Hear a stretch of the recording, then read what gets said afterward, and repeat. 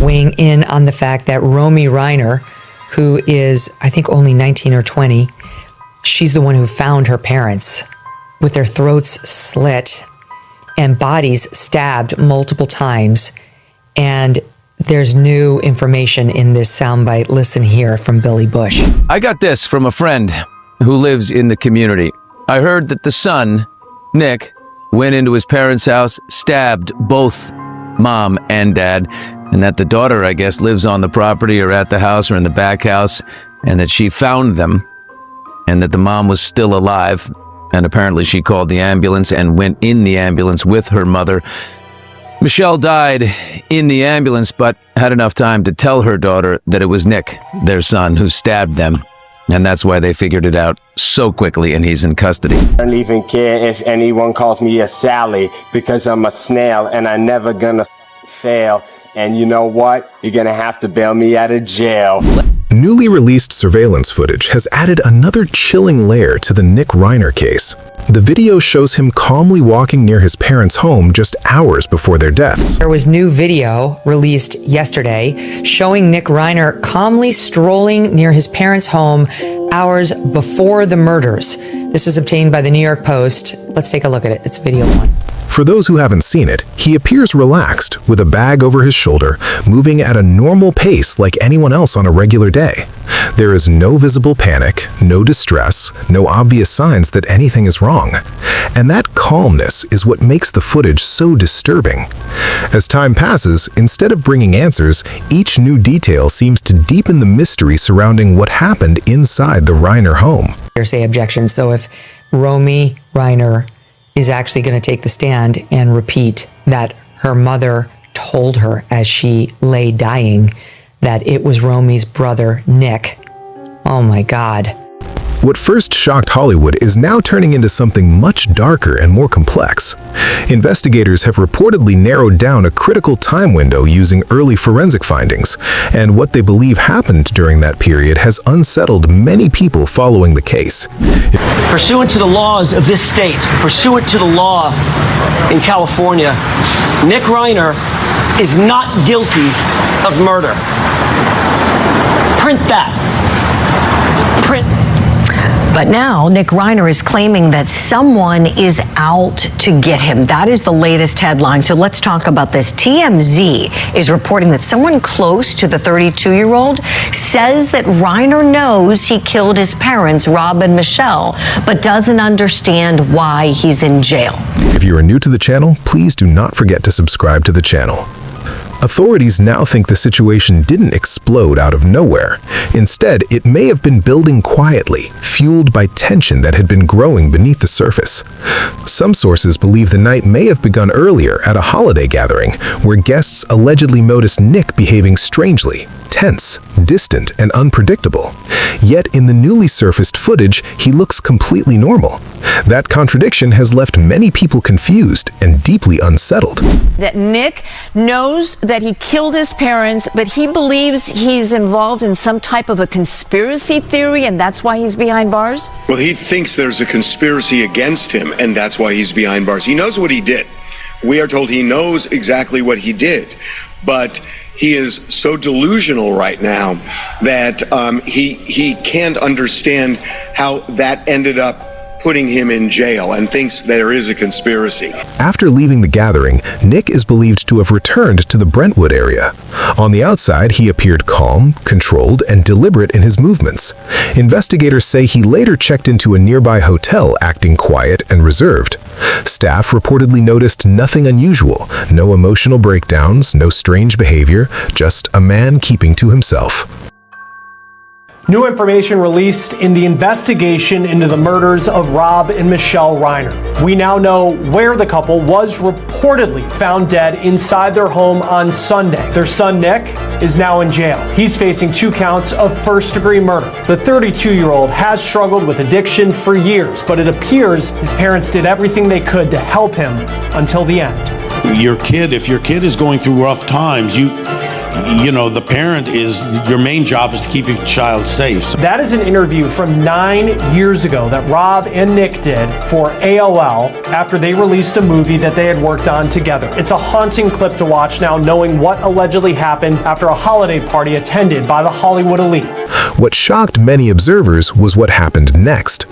Records suggest that Nick quickly secured the services of one of the most well-known defense attorneys in the country, reportedly using family inheritance funds. The speed of that decision raised serious questions.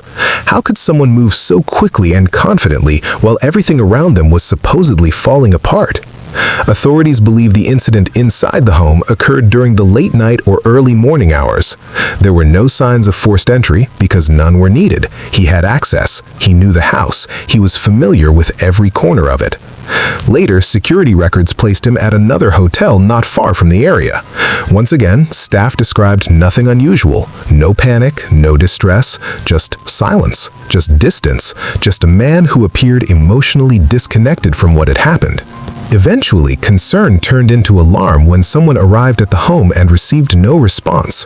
Calls went unanswered, doors were opened, and in that moment, everything changed forever. When authorities arrived and secured the scene, one thing became clear. This wasn't just a sudden tragedy. It appeared to be the final chapter of a night that had been quietly spiraling out of control. Later, surveillance cameras at a nearby gas station captured Nick again. He was seen buying a drink, pacing slightly, and scanning his surroundings. He looked restless, but still in control, still functioning, still calm enough to complete a simple transaction. Not long after, law enforcement officers located and detained him nearby. And just like that, what had looked like an ordinary walk on a sidewalk became one of the most haunting images tied to this case. There was no struggle, no resistance, no shouting, no explanation. When officers finally approached Nick, he did not fight back. He did not argue. He did not ask questions. He simply stood there in silence as they placed him into custody. Not long before that moment, surveillance cameras had captured him inside a gas station, calmly buying a drink. The footage, later shared by ABC News, showed him with a bag over his left shoulder, slowly walking through the convenience store. He didn't look frantic. He didn't look dangerous. He didn't look like someone who had just been involved in something unimaginable. To most people watching, he looked normal. But what stood out the most wasn't how calm he appeared, it was how empty he looked. His face showed no panic, no fear, no urgency. Instead, it looked like he was completely drained, as if something inside him had already shut down. Like someone who had emotionally collapsed long before anyone else realized it. Investigators later estimated that Rob and Michelle had likely passed several hours before they were found. That timeline only made the case more confusing. If Nick had already done what he's accused of, then what was going through his mind during all that time? Why was he wandering around so calmly? Why didn't he run? Why didn't he reach out to anyone? Authorities believe Nick may have tried to clean himself up either before leaving the house or later while staying at a nearby hotel. But no matter how careful someone tries to be, traces of evidence often remain. Cameras tracked his movements through different parts of the city that same morning, quietly mapping out his path. Investigators also believe the object used may have been something from inside the home. Nothing elaborate, nothing carefully planned, just something ordinary that was already there. And somehow that made the situation even more disturbing, because it meant this wasn't some outside attack. This came from inside a place that was once safe. Nick knew that house better than anyone. He had grown up there. Every hallway, every room, every corner was familiar. Investigators say that kind of familiarity gave him an advantage. He could move through the space easily, without hesitation. A home that once represented comfort and security became something unrecognizable. As the investigation continued, early assumptions began to fall apart. Initial reports that suggested a single moment of violence were later corrected. Forensic experts determined that what happened was far more complex. Professor Joseph Scott Morgan, a respected forensic specialist, explained that repeated injuries usually point to deliberate action rather than a sudden emotional outburst. These situations require closeness, control, and time. They don't happen in seconds. When different types of injuries appear together, it often suggests that the event unfolded over a longer period, not in one quick moment. And that realization changed everything. From a forensic point of view, experts say this was not something that happened in a single moment. It unfolded over time. Specialists explained that real-life situations like this are nothing like what people see in movies. They require physical effort, coordination, and continued contact, which makes the entire situation even more disturbing. Investigators described what happened as methodical, not chaotic. In other words, it didn't look like a sudden explosion of emotion. The details pointed toward intention rather than impulse. One especially troubling detail came from early reports suggesting that the couple may have been resting when everything began.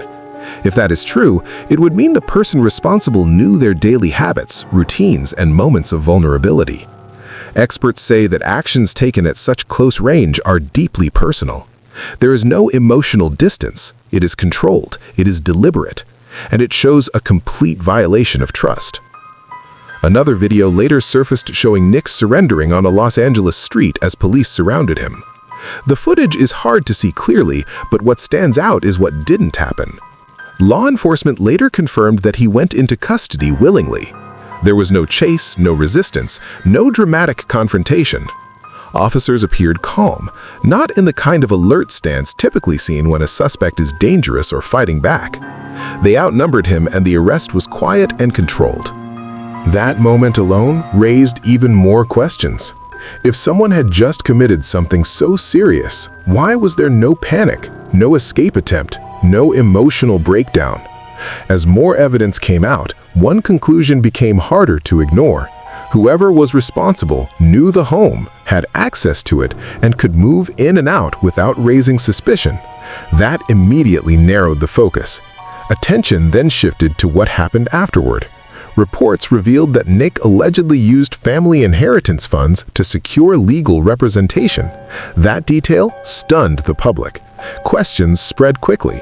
How expensive could this defense be? And where exactly was the money coming from?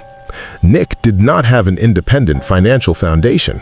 Most of his past work was tied to small projects connected to his father. That made the funding source impossible to overlook. The lawyer he hired, Alan Jackson, is one of the most well-known defense attorneys in the country. He is known for handling only the most complicated and high-stakes cases. His reputation alone carries an enormous cost. In past cases, even his discounted fees reportedly reached into the tens of millions. That number became symbolic to many people watching, a collision between privilege and tragedy. The optics were jarring. A son accused of unimaginable actions, now building a defense funded by the wealth of the very people at the center of the case. When reporters asked Jackson about the source of the money, he refused to comment. That silence only fueled speculation. Some believed he took the case for the visibility. Others suggested private arrangements were made behind closed doors. Later, multiple sources claimed that legal fees were being covered by the family estate. According to insiders, surviving relatives believed that pursuing a mental health-based defense would be the most humane option. They reportedly felt that this approach aligned with what Rob and Michelle might have wanted for their son. Under California law, anyone convicted in such a case cannot financially benefit from the victim's estate. That legal reality now hangs over everything. However, the law does not prevent relatives or estate managers from using funds to cover legal defense before a verdict is reached. And as this case continues to unfold, each new detail seems to raise more questions than it answers. Legal analyst Sean Weisbart explained that while using estate funds to cover legal fees during an active case may be technically allowed, it remains extremely controversial and legally risky. Some experts believe that estate executives or trustees could refuse to approve such payments to avoid public backlash or future legal disputes. As of now, neither the family nor the court has officially confirmed where the money for Nick's defense is coming from. That silence has only deepened public confusion. Loyalty, justice, and morality are now colliding in real time, and no one seems willing to step forward and clarify what's really happening. Then came another major moment. Nick Reiner appeared in court for the first time, facing 2 counts of first-degree charges with aggravating circumstances involving multiple victims. The seriousness of the situation was impossible to ignore. He was brought into the courtroom wearing a standard blue inmate uniform, a powerful visual reminder of how drastically his life had changed. Standing beside him was Alan Jackson, calm, controlled, and confident. The hearing itself was tightly restricted. No live cameras were allowed, which only fueled public curiosity even more. Jackson immediately asked the judge to delay the formal arraignment, explaining that Nick needed more time to decide how to move forward. The judge approved the request. Until then, Nick remains in custody. The moment everyone is still talking about, however, was the only time Nick spoke. The judge asked if he was willing to give up his right to a speedy trial so the arraignment could be postponed. His answer was short, flat, and emotionless. "Yes, Your Honor, I do." That was it. No explanation, no reaction, just silence afterward. The hearing ended quickly, leaving behind a heavy, unsettling feeling, the kind that makes it clear this is only the beginning.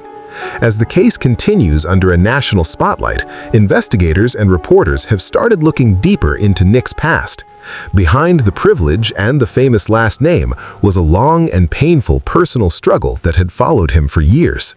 Sources say Nick began experimenting with substances at a very young age. What started as curiosity reportedly spiraled fast and became nearly impossible to control. Growing up in the shadow of fame brought pressure, expectations, and constant attention. For Nick, that world often felt overwhelming and isolating. His family reportedly noticed the warning signs early and tried everything they could to help. They placed him in rehabilitation programs while he was still young, hoping to interrupt the cycle before it got worse. But that cycle, treatment, progress, relapse, repeated itself again and again. Still, Rob and Michelle never gave up on him. They continued offering support, structure, and chances to start over. They even allowed him to move back into their Brentwood home, believing that familiarity and stability might help him find his footing. That long history now sits at the heart of this case. It raises painful questions about responsibility, boundaries, and how far love can stretch before it breaks. Sources say Rob spent countless hours trying to guide Nick through creative projects, hoping that purpose, routine, and expression might help ground him. It was his way of trying to save his son, not with fame, not with money, but with time, patience, and belief. And now, that history is being re-examined under a microscope, not just as background, but as a crucial part of understanding how everything led to this point. For years, Rob Reiner had tried to give his son Nick something to hold on to, hoping that structure, purpose, and creative projects could steer him through the storms of addiction and mental health struggles. But recovery proved fragile, and the very home meant to stabilize Nick slowly became a pressure cooker of tension, fear, and exhaustion. Rob and Michelle never gave up, constantly trying to guide him, yet the cycle of relapse and instability continued. When Nick finally drifted away to live independently, he struggled with substance use, dangerous connections, and isolation, while his parents watched helplessly. Moments of hope did appear, such as working alongside Rob on a film project in his early 20s, but the respite was brief. By the time he returned home under supervision, his behavior had grown unpredictable, with mood swings, disappearances, and agitation, leaving those closest to the family worried for months. The tension reached a peak during a holiday gathering at a friend's home. Nick's demeanor was off, distant, intense, and robotic. Despite efforts by Rob and Michelle to calm and guide him, the night ended with the couple leaving early, uneasy, and concerned. By the time they returned home, which should have been a sanctuary, became the setting for a tragedy that would shock Hollywood. Investigators later revealed a pattern of methodical, deliberate actions rather than a momentary lapse, and forensic experts noted the sustained nature of the violence. As the case unfolded, questions about responsibility, mental health, addiction, and privilege collided in public debate. Witnesses recounted Nick's behavior over the years, highlighting both long-term warning signs and the impact of fame and pressure. Attorneys and analysts predict the trial will be closely watched, not just for the legal stakes, but for the human story behind it. A devoted family pushed to its breaking point, a son struggling with inner chaos, and a single night that changed everything forever. Even as evidence accumulates and legal arguments take shape, the memory of the Reiners, their love, patience, and attempts to save their son remains at the heart of a story that feels both cinematic and painfully real.